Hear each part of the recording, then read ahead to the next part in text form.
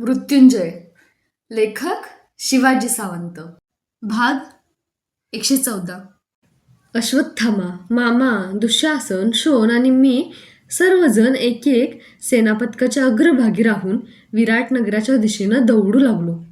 सर्वांच्या पुढं खडग उपसून दुर्योधन होता. पितामहांचं वृद्ध नेतृत्व आता कुणालाच मान्य नव्हतं. शालवृक्षासारखा दुर्योधनच त्यासाठी योग्य होता. आपल्यावर आक्रमण होईल याची कल्पनाही नसलेले विराट असावध होते.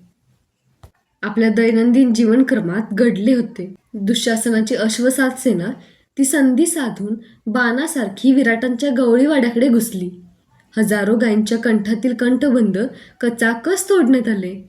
घोड्यांच्या खुरांच्या टपटपीनं भेदरलेल्या सहस्र सहस्र गायी हंबरडा फोडत दुःशासनाचे सैनिक हाकतील तशा शिंगावर शिंग आपटत गवळीवाड्यातून कुंपणं तोडून बाहेर पडला. पांढऱ्या, काळ्या, राकड, तांबरट अनेक वर्णाच्या भरदार पुष्ट कासंडीच्या त्या सहस्र गायी सभोवतीनं घेरून दुःशासनाचं अश्वसैन्य विराटांच्या सीमेबाहेर पडलं. त्यांच्या खुरांखाली कुर्णच्या कुर्ण उद्ध्वस्त होऊ लागली. आपलं गोधन हरण केलं जात आहे हे पाहून विराटांनी कलकलत सैन्याची जमवाजमव केली होती. शंख, आनक, नगारे यांचे ध्वनी गरजू लागले. आमचा पाठपुरावा करीत विराट मागून धावू लागला. एका कुर्णातील एक विशाल शमीचा वृक्ष मागं टाकून आम्ही विराट आणि हस्तिनापूर यांच्या सीमा दाखविणाऱ्या यमुनेच्या तीरावर आलो. आता यमुना ओलांडली की हस्तिनापूर होतं. केवळ एक नदीच मध्ये होती. एकाकी वळीव पावसानं आकाश भरून यावं तसे शेकडो बाण आमच्या सैन्याच्या मागून झेपावत येऊन चित्ररथ पक्षासारखे यमुनेच्या किनाऱ्यावर अचूक उतरू लागले. सगळ्या किनाऱ्याला घेरणारं एक भक्कम कुंपणच त्या बाणांनी क्षणात समोर उभं केलं. ते कुंपण पाहून धावून धावून थकलेल्या गायी बिथरल्या आणि तोंड वळून पुन्हा उलट दिशेनं विराटांच्या नगराकडेच धावू लागल्या. आमचे सर्व सेनाप्रमुख त्यांना थोपविण्यासाठी त्यांच्या मागून पुन्हा परतले. समोर विराटांचं सैन्य उभं होतं. अग्रभागी पिवळसर वर्णाचा एक सारथी उभा होता. तो सारथी होता की सेनापती हेच कळत नव्हतं. एकसारखे अनवरत बाण तो फेकत होता. मी त्याला निरखून पाहिलं. तो अर्जुनच होता. 13 वर्षांनंतर माझ्यासमोर उभा ठाकलेला माझा शत्रू अर्जुन. माझ्या जीवनसरितीतला जागजागी बांध घालणारा, माझ्या सुदामांच्या कोवळ्या देहाला चिरणारा, नीलकमलांची माला स्वतःच्या कंठात घालून मिरवणारा. अर्जुना थांब! धनुष्य सरसावून मी त्याच्यावर धावलो.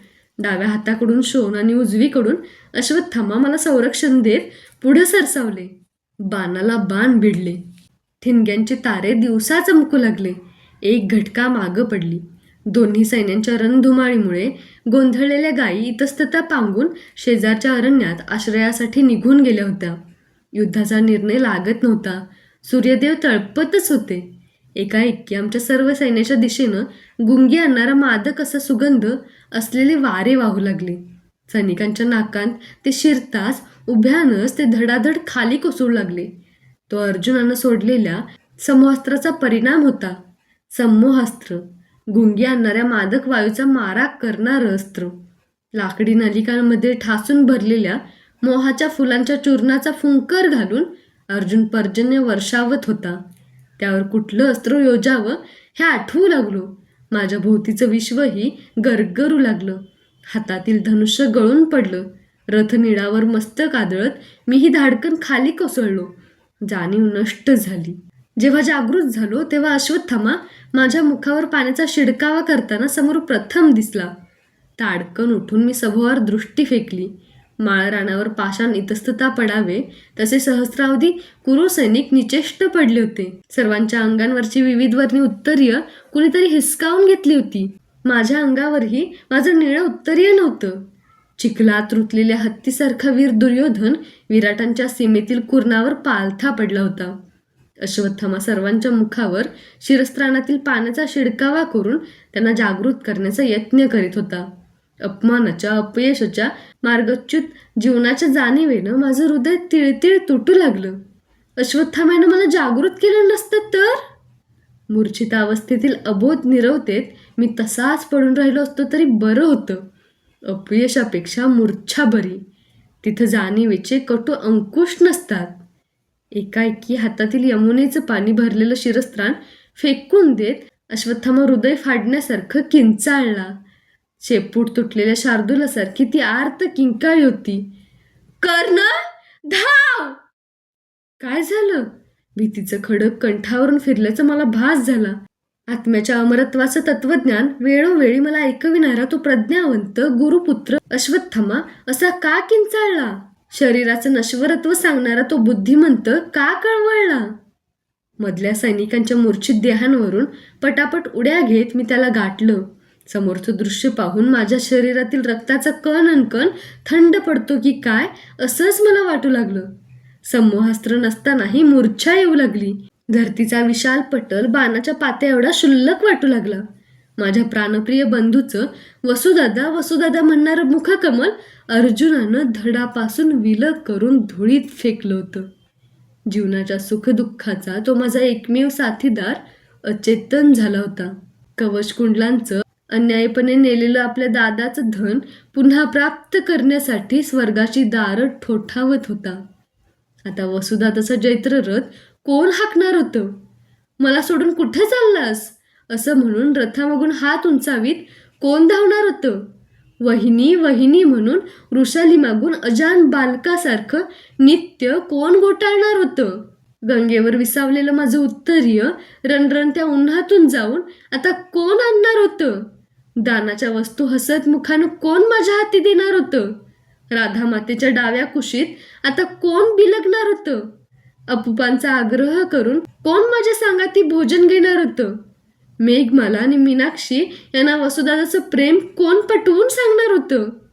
दादा, तुझी कुंडलं निस्तेज पडलीत असं कळवळून मला कोण सावध करणार होतं?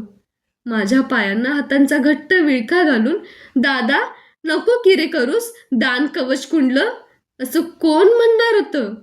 क्षणापूर्वी घोड्यावर बसून खडक फिरविणारा माझा शोण खुरांखालच्या धुळीत पडला होता.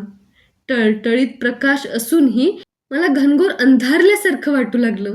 डोळ्यांवर विश्वासच बसत नव्हता. मुख शुष्क झालं होतं. मस्तक बधीर झालं होतं. अश्वत्थामन, शोण गेला!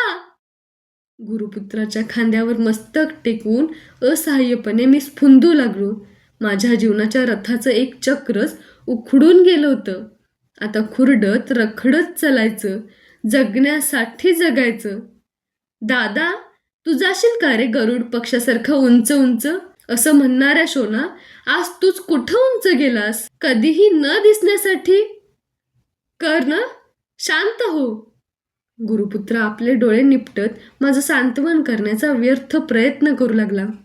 या नगरातच दिग्विजयाच्या प्रसंगी शोनाचं शिरस्त्राण खाली पडलं होतं. एका हत्तीच्या पायाखाली सापडून दामटलं होतं. या जाणीवेनं तर हृदयाच्या चिंधड्या होऊन विखुरत आहेत असं मला वाटू लागलं. त्याचं गोल गौरवर्णी शिर पक्व कोकम फल गळून पडावं तसं कसं तरी धुळीत पडलं होतं. निष्प्राण धड लाकडाच्या ओंडक्यासारखं धुळीला कवटाळीत पडलं होतं. खाली वाकून हळूवार हातांनी मी त्याचं मस्तक उचलून घेतलं. अश्रूंचा लोट माझ्या नेत्रांतून पाझरू लागला. त्याच्या विशाल कपाळाचा आवेगानं अवघ्राण करून मी कळवळत म्हणालो, शोन, एकदाच मला वसुदादा म्हणून हाक मार. स्वर्गाची द्वारं फोडून मी तुला परत आणीन. पण तो बोलत नव्हता, बोलणारही नव्हता. त्याच्या शरीरात थोडी जरी धुकधुक असती तरी, दादा, वायुजिताच्या खुरांवर नित्य औषधी रस सोडत जा. तुझा तो दिव्य मुकुट भूषणागारात सुरक्षित आहे. राधा मातेला सांभाळ. वृषाली वहिनींना माझा शेवटचा प्रेमपूर्ण प्रणाम सांग. गंगा मातेच्या काठी मी गोळा केलेले माझे बालपणीचे शिंपले मीनाक्षीच्या पुत्राला दे.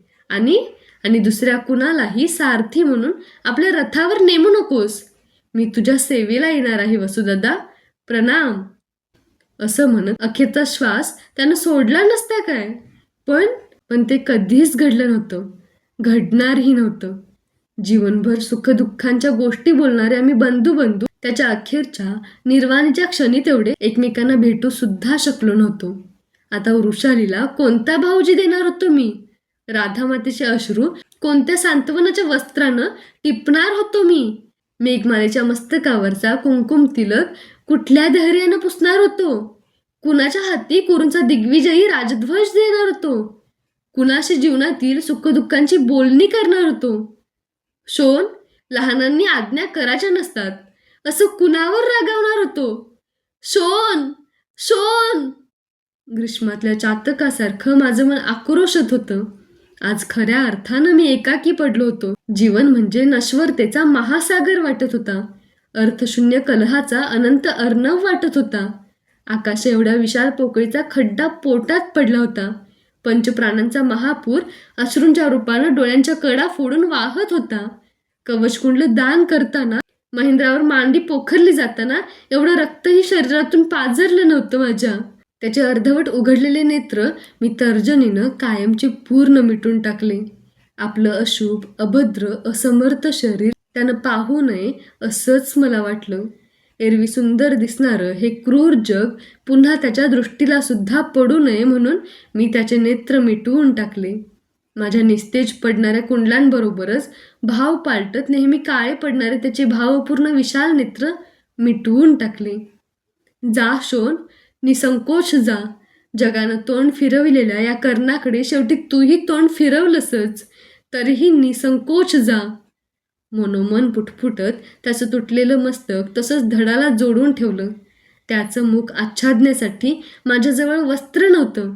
जगाला तलम उंची वस्त्र दान देणारा मी, माझ्या बंधूच्या मृत शरीरावर टाकायला माझ्याजवळ वस्त्र नव्हतं. मन आक्रंदत होतं. अश्वत्थामा आपला पण मोडून आपल्या मस्तकावरचं वस्त्र त्याच्या मुखावर आच्छादण्यासाठी वस्त्राची गाठ सोडू लागला. त्याचा हात सावरून मी वायुजिताच्या पाठीवरच्या पालानाचं वस्त्र फाडून घेऊन त्याचा मृतदेह झाकला. त्या अपुऱ्या वस्त्रातून माझ्या प्रिय बंधूचा एक हात बाहेर डोकावत होता. त्या हातात त्यानं मरतानाही घट्ट धरलेलं खडक तसंच होतं. खाली वाकून महत्प्रयासानं त्याच्या मुठीतून मी ते कसं तरी सोडविलं. वर उठून त्या हातात उंचावीत केवढ्या तरी मोठ्यानं ओरडलो, शोना, जगात एक कर्ण किंवा अर्जुन जिवंत राहील, एकच. अर्जुनाच्या स्मृतीनं सुद्धा शरीरात विष भिनल्यासारखं होत होतं. सर्वांग संतापानं थरथरत होतं. शोक, क्रोध या विरोधी भावनांनी देहाचा भात तडकणार की काय असं वाटत होतं. मी प्रतिज्ञा केली, पण काय उपयोग? अर्जुनाला ठार मारून शोन परत येणार होता थोडाच. तो या जगात नाही हे सत्य.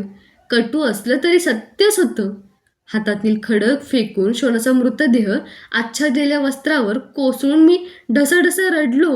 मी अंगराज नव्हतो, दिग्विजयी सेनापती नव्हतो, दानवीर नव्हतो, परशुरामांचा शिष्य नव्हतो इतकंच काय, पण मी कर्णही नव्हतो. आपल्या प्रिय बंधूच्या क्रूरवधानं विवल झालेला, तळमळणारा, क्रंदणारा मी एक बंधू होतो. केवळ माणूस होतो, एक माणूस.